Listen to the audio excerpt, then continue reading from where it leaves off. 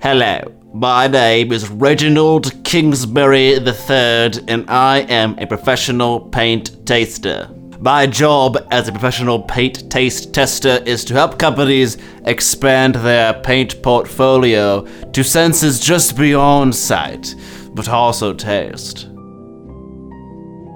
Oh, we are beginning. Oh yes, red, my favorite tone. Well, we can see immediately that sample A is less saturated than sample B, which tells me that A is of lesser ilk than B, but tasting will determine the true victor. We will begin with sample B.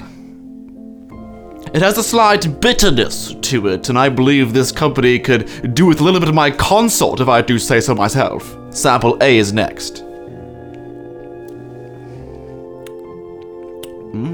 Oh yes, a distinct, gentle, rolling sweetness throughout this paint's voyage on my palate. I believe that sample A is the expensive one. That is correct. Indeed it is. Yes, for round one, we are comparing some no-name bastard paint range called Artist Lofts with the Spanish workhorse scale 75. It's a lovely paint range. I've consulted them many times over the past year. Yes, round two is blue, a tone that is quite regal, a description that I identify with highly. We can see here that sample A is holding its peak rather nicely, which suggests a creamy body, whereas this sample B is falling quite limp on itself. And this tone reminds me of the pigment PB29, which often composes ultramarine blue. And no, I'm not talking about the space marine. But the true king will be decided by taste alone. Let us start with sample A.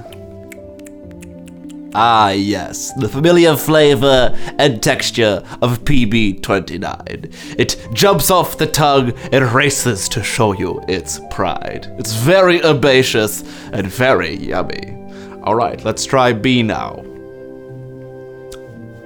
Tasting this is akin to listening to wretched rock music. Not that I would ever do that myself. It's confused. It doesn't know what it wants to be. I would assume that B is the lower quality paint. That's actually not right. Excuse me? Check your notes again, please. Oh, actually, yeah, you were right. That's right. Yes. For round two, we were comparing Liquitex heavy-bodied acrylic, an actual artist-grade paint, with the godforsaken Apple Barrel, the sigil of the lower class. Heathen brand.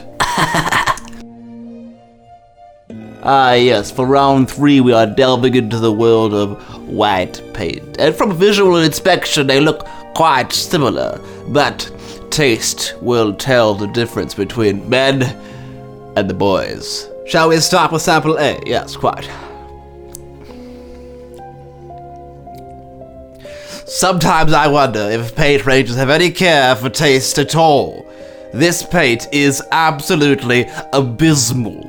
There is a slight sweetness, but it is drowned in a world of nothingness. Hopefully B is better. Oh yes, deliciously complex. It has a umami flavor, and I would happily eat this brand again. I would assume that B is the more expensive brand. Correct.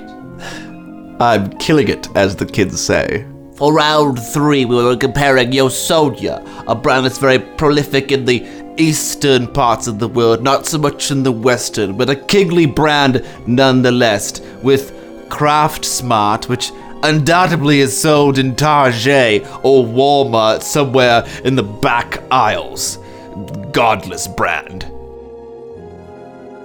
Yes, and for the round four, we are going to the world of yellow. And if I focus hard enough, I can taste the spice.